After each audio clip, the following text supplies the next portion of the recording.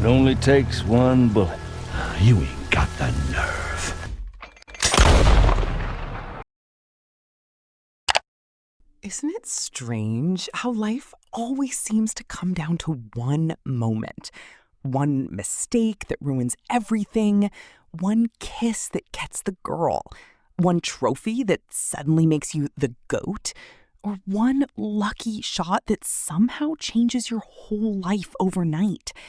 We grow up believing there's always this one thing waiting for us, one conversation, one opportunity, one perfect moment that finally hands us the gold we've been chasing. And honestly, movies sell us that dream all the time. One of those stories is Rango. A random nobody walks into a dying town with no plan, no real skill, and no business being called a hero. Then one chance shows up, one shot, one perfectly timed accident, and suddenly everyone sees him as the savior they've been waiting for. But is that actually how life works? Does everything really change in a single moment?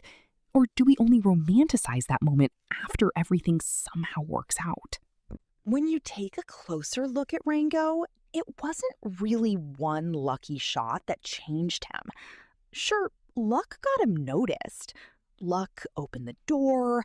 Luck made the town look at this confused little lizard like he was something bigger than he actually was. But what truly changed his life was everything that came after it. The pressure, the fear, the weight of people finally believing in him. And that's why the story hits so much harder when you watch it as an adult. Because in real life, the moment usually isn't the ending. It's the beginning. It's the part where you find out if you can actually live up to the version of yourself people suddenly believe in. So the real question is, when life finally gives you that shot, will luck be enough? Or will you have to become the person that moment is asking you to be? Let's find out. From the moment Rango came out, it confused a lot of people. Parents walked in expecting a bright, goofy kids movie, but instead they got this dusty, uncomfortable, strangely emotional story that felt almost too real at times. Even the animation had this weird edge to it. The awkward expressions, the dry silence, the nervous energy sitting behind every character. As a kid, you couldn't fully explain why it felt so different. You just knew it didn't feel like the cartoons you were used to. And weirdly enough, that feeling wasn't an accident. The legend tells us that the creators used something called emotion capture, a newer style of performance capture that focused less on perfect movement and more on raw, messy human emotion. That's why the characters in Rango feel so oddly alive, almost like real people trapped inside a cartoon world.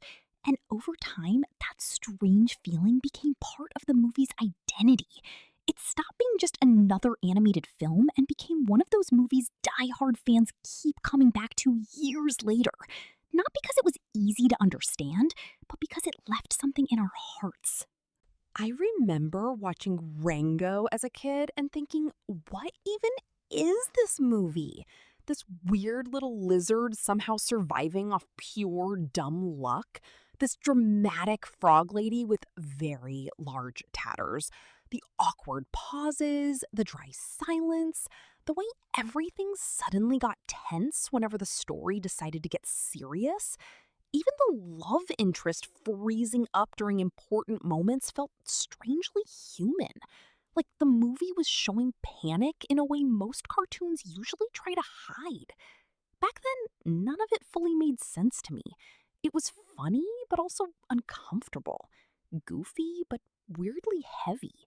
But when you re-watch it later, you realize Rango was quietly talking about fear, identity, pressure, and pretending you're okay when deep down you're completely lost. And maybe that's why the movie sticks with people. Because underneath all the jokes, the weirdness, and the dust-covered chaos, it was never really just talking to kids. It it was talking to the confused adult you were eventually going to become. The whole water mystery is one of the smartest parts of Rango, because at first it feels like Dirt is just unlucky. The town is drying up, the people are desperate, and everyone's fighting over the last drops like survival itself has become a business. But the deeper Rango digs, the more you realize this wasn't just nature being cruel. This was control. The mayor wasn't simply watching the town suffer from a distance, he was quietly controlling the water, because whoever controls what people need most controls the people themselves. And that's what makes the story feel bigger than just a cartoon western. Suddenly, it becomes a story about power, fear, and how easily desperate people can be manipulated when they're just trying to survive. And honestly, that's not far from real life. Sometimes people don't control you with strength, they control you with access. Access to money, information, opportunities, jobs, even basic needs. Think about a workplace where one boss holds all the power, not because they're respected, but because everyone depends on them for a paycheck. Or a system where people are kept struggling just enough that they don't have the time, energy, or freedom to question who's actually benefiting from their struggle. That's what the mayor understood. Dirt didn't need speeches, it needed water. And by hiding the truth, he made himself necessary. So when Rango finally uncovers what's really happening, he's not just solving a mystery, he's exposing the person who turned survival into a weapon. Rango's rise doesn't really begin because he earns it. It begins because one lucky moment puts him in front of the right people at exactly the right time. He walks into Dirt with nothing but lies, panic, and this deep delusional belief that he can somehow talk his way into being somebody. Then, out of nowhere, the hawk dies by complete accident, and suddenly the whole town sees him differently. To them, he's not just some stranger anymore. He's the guy who took down the monster they were all terrified of.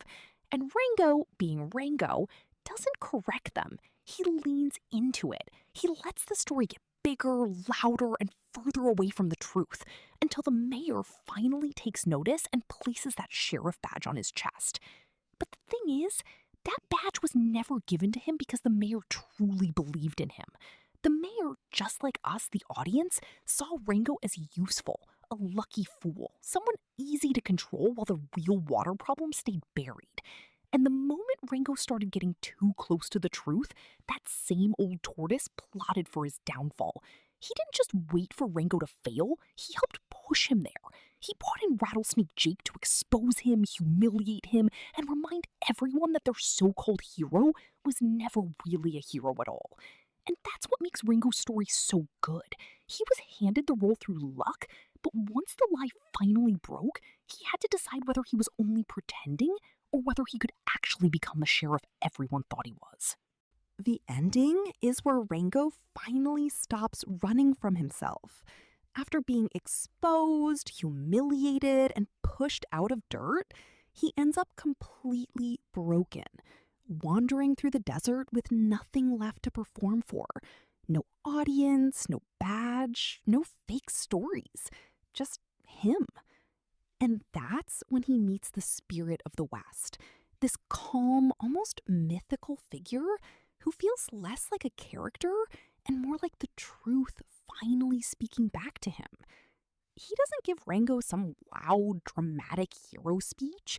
He doesn't tell him to act tougher or look braver. He simply reminds him that the story was never about being seen as important. It was never about sounding legendary or becoming the version of himself everyone wanted to believe in. It was about the people who needed water, the town that still needed saving. And in real life, that's usually when people change too. Not when they finally look powerful, but when they realize somebody else is depending on them. That's the moment Rango's delusion turns into purpose.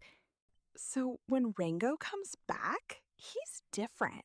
He's not the same lizard hiding behind luck, lies, and a fake reputation.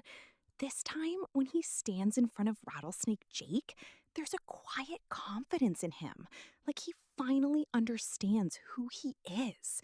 Not because the town called him sheriff, not because the badge suddenly made him brave, but because he chose to return when running away would have been easier. And that's the real hero moment. Not the lucky shot, not the story people believed, not the performance, but the decision to face the same fear that once exposed him. Because in life, sometimes becoming who you wanted to be means going back to the thing that broke you. Only this time, you're not pretending anymore. And that's why Rango's ending hits so hard. He doesn't become a hero because luck saved him. He becomes one because when luck finally ran out, he still showed up. So, the next time you're watching one of those old school classics or binging more of my amazing content, don't just watch for the jokes, the action, or the nostalgia. Take the lessons that hit close to home, because maybe that's the part we're actually supposed to carry with us. We all have that one moment we look back on. One chance, one mistake, one win, one shot that felt like it changed everything. The moment itself was never the whole story. Maybe what really mattered was who you became after it, what you chose to do when the excitement faded, when the pressure showed up, and when luck stopped carrying you. Because in the end, life isn't defined by the one bullet that started the story. It's defined by the person who stood up after it and decided what to do next.